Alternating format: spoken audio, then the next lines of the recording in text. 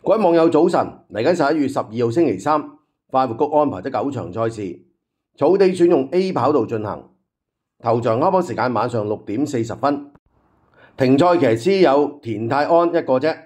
今集我會先揀第二場賽事同大家分享一下。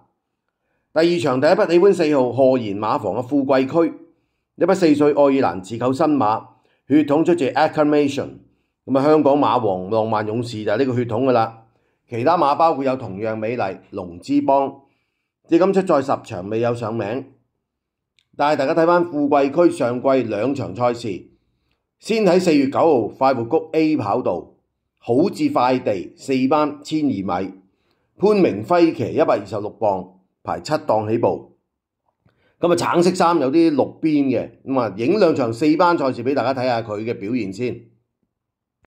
排咗7檔橙綠色衫嘅，出閘咧佢就喺後邊嘅啦，見到啦7號嗰隻零零丁丁等咗落去嘅，喺個後邊咧外邊嗰隻灰馬咧藍色衫嘅超勁火力，2隻馬包尾嘅啦已經。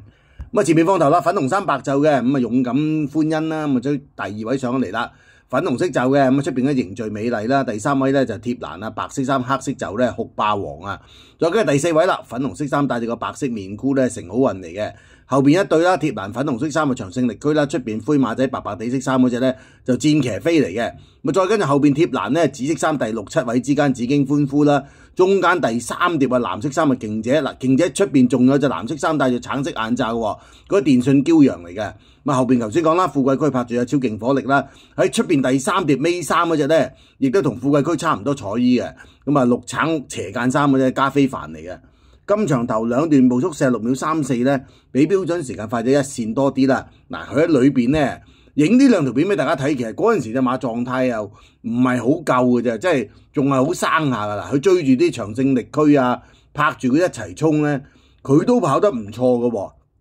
喺個正常步速之下，如果你隻馬好渣咧，佢應該輸好遠啦，係咪先？當時呢隻馬跑呢場嘅時候咧，已經跑咗5場馬噶啦。最近呢2場咧就開始近啦，季尾嗰4場都近噶，我影2場近嘅俾大家睇啦。呢啲對手都係4班經常出現噶嘛。跑完呢場之後咧，隔咗3個禮拜啦，再跑翻呢一個1200米快活谷，就換咗田泰安嘅，就唔係潘明輝啦。影條片俾大家睇下。排個5檔，田泰安出閘就冇咁慢噶啦嚇，頭先嗰場就慢咗啦。而家見到橙綠色衫跟喺中間度嘅，尾4啦，而家叫做喺個後邊嘅粉藍色衫嘅宜昌精神啦，貼蘭上咗嚟嘅間條衫嗰隻咧就堅多福嚟嘅，包尾另一隻啦粉藍色衫嘅宇宙動力嚟嘅，拉得幾快喎。前面白色衫橙帽嘅上教係咁扯啦，貼蘭嘅有隻戴住個紅色眼罩紅白直間衫嗰隻咧辣得金，隔離紫色衫咧就聶寶勤啊，第4位啦。綠黑衫嗰隻咧戴住個面箍嘅廚神啦，廚神後邊啦，紫衫戴住個眼罩紅帽嘅幸運旅程啦，第6位啦，黃色衫有色光輝，再跟住貼蘭咧紫色眼罩粉藍色衫咧嗰隻嘉應威風嚟嘅，嘉應威風啦，而家出邊咧上咗嚟就係啲富貴區咯。後邊咧貼蘭堅多福啦，出邊粉藍衫嘅宜昌精神，包咩宇宙動力咁頭先落家福咧就跛一腳㗎啦已經啊。入到直路嘅時候啊，你見到咧今場嘅走勢同頭先嗰場咧隔咗3個禮拜，隻馬咧就主動咗啲。當時咧隻馬都唔係太熟㗎，跟住前面嗰隻咧戴住個眼罩嗰隻粉紅色帽嗰隻咧幸運旅程啦，拍住隔離黃色衫有色光輝啦，追前面紫衫嘅聶寶勤。影呢啲賽事俾大家睇嘅就係頭先講啦，如果佢唔得咧，佢應該輸好遠㗎嘛，係咪啊？當時隻馬都唔係好熟，狀態麻麻地嘅，但係都唔係話冇競賽能力㗎。依家落5班咧，呢啲馬暑期陣間睇睇，大家睇睇個馬狀態就知道咧，今次佢已經有啲機會㗎啦。上季咧呢隻富貴區跑8場啊，評分由60分減到季尾44分，暑期評分調整大幅減5分，去到39分，落5班跑啊。今次馬狀態靚咗好多啊，所以分享俾大家。而家2課俾大家睇，一課就喺從化，佢住從化㗎，一課落翻嚟沙田。個身明顯壯啲㗎，佢24年跑2場嘅啫，之後就閹咗之後咧隻馬就明顯瘦成50磅。呢個對佢影響好大啊！上季成季都孭住900幾磅嚟跑咧，對隻短途馬嚟計咧成熟又唔夠，一定發揮唔到。而家落腳爽好多，望落去個身漲翻，落5班今次咧可以一試㗎已經。第2匹喜歡2號丁冠豪馬房嘅黃金盒，呢匹4歲澳洲自購新馬，血統出自 Cosmic Force，香港同富馬有上個禮拜3贏咗個飛輪霸、駿馬之寶、不羈，至今出賽8場得一個亞軍。但係大家睇翻黃金盒今季9月14號初出沙田 B 跑道，好似快地4班1200米，金城江騎120磅，排1檔起步，粉紫色衫嗰隻就係佢啦，沿途放頭嘅。排1檔咁紫色衫嘅，大家應該認得件彩衣啊，合金黃嗰件彩衣啊，出閘就好快噶。嗱14號咧當日咧就係利內檔咁樣放頭嘅，咁所以咧我哋現場都有揀佢嘅。嗱而家放咗出嚟，拍住出邊綠色衫埋緊嚟啦，佢係品德寶寶嚟嘅，中間仲有隻紅色衫戴住個白色面箍咧就高將軍，高將軍隔離啦，幸運係彩衣啊，啲幸運愉快嚟嘅，紫色衫啊。第5位啦貼欄嘅黃色鑽格衫高錦啦。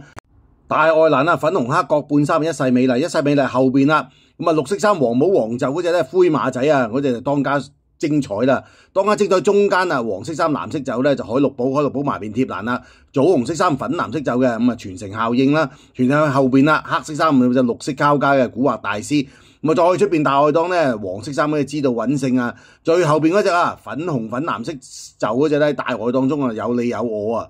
今場頭2段步速45秒71咧。比標準時間快喺4線9嘅，好似快地正常啦。冇馬追到佢嘅嗰日真係喺裏邊好着數嘅。佢係佔盡形勢之利，亦都話俾大家知咧，佢都有啲能力嘅。喺個內側貼欄上嚟粉藍色衫頭先塞咗輪車嗰個新力嬌咧，都係犀利馬嚟嘅喎，係咪啊？再出已經贏馬噶啦，保中噶啦。再近期都爭啲贏2次添嘅，form 拉就夠噶啦。上次佢跑咧，隔咗個零月再跑咧。就沿途包尾嘅喎，個騎師就唔知點解咁樣發揮，同今場係完全相反。佢睇紙上賽績，你以為佢輸好遠呢？其實就唔關事㗎，跑錯咗㗎上次。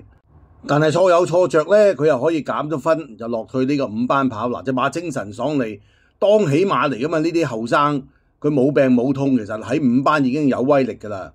今次落去跑呢，着數咗㗎啦。上季跑6場就跑得唔多啊，評分就減好多㗎啦。暑期再減到4分，依家喺40分，啱啱就頭先跑完4班，依家落翻5班跑，今次起到作用噶啦，走喺前邊已經狀態靚啊隻馬嚇。第3匹喜歡3號尤達榮馬房嘅首進，呢匹4歲澳洲自購新馬，血統出自 Unite and Conquer， 香港暫時又冇同富馬，至今出賽7場得一個第3，但係大家睇翻首進啊，上一場賽事。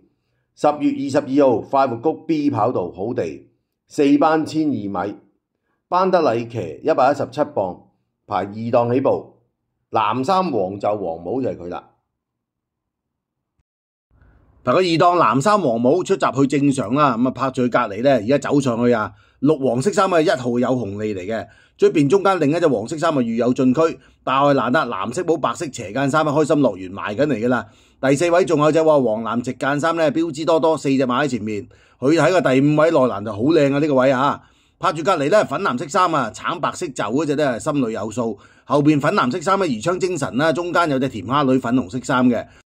再跟住後邊紅色衫白色帽開心果啦，開心果後邊尾衫啦，灰馬仔粉藍色衫領航才子嚟嘅，後邊一對啦，出邊紫色衫嗰隻叫喜馬，貼欄啦，橙色橫間衫鼓浪高升。今場頭2段步速46秒36咧，比標準時間快咗0.9線啦，快好少啊，即係標準差唔多噶啦。佢攝住個內檔又係影呢條片俾大家睇咧。今場5班馬，頭先睇咗2隻啦，而家睇第3隻。佢4班咧，同啲4班馬有得衝啊，而當時嘅狀態真係基本水準嘅咋，比盡都係8成零。你用隔離粉藍色衫嘅宜昌精神做標準，御有進區就贏好遠啦。佢同隻宜昌精神經常入嚟嘅，隔離粉藍色衫橙白色袖嗰啲心裏有數，出邊嗰啲領航才子都係個零身位，而佢真係有得追嘅喎。過隻力弱嘅有紅利啊，唔好講啦嗰啲。起碼佢同呢站馬有得追嘅時候咧，佢落班咁梗係咩重磅啦，但係個能力喺呢度咧，佢絕對有得爭嘅第5班嚟計。咁加埋大家知道尤達榮啲馬季初頭1-2場係冇咁。真係谷得太犀利㗎，往後啲時間會好啲啊！復課影2個俾大家睇嘅，10月29同11月3號。首進上季跑6場評分由季初52分就減到季尾46分嘅，暑期評分調整咧，再減到4分去到42。頭先嗰場輸咗咧，減2分，今次40分落5班。嗱，隻馬係咪啊？精神爽利㗎，跑一場好一場㗎呢個馬房。咁啊，呢啲後生馬咧喺5班幾時都有競爭力㗎啦，健康正常已經。今集先同大家分享完第2場賽事嘅形勢，大家再做功課，我哋下一集再研究其他場次。今集講到呢度，我哋下集再見啦，拜拜。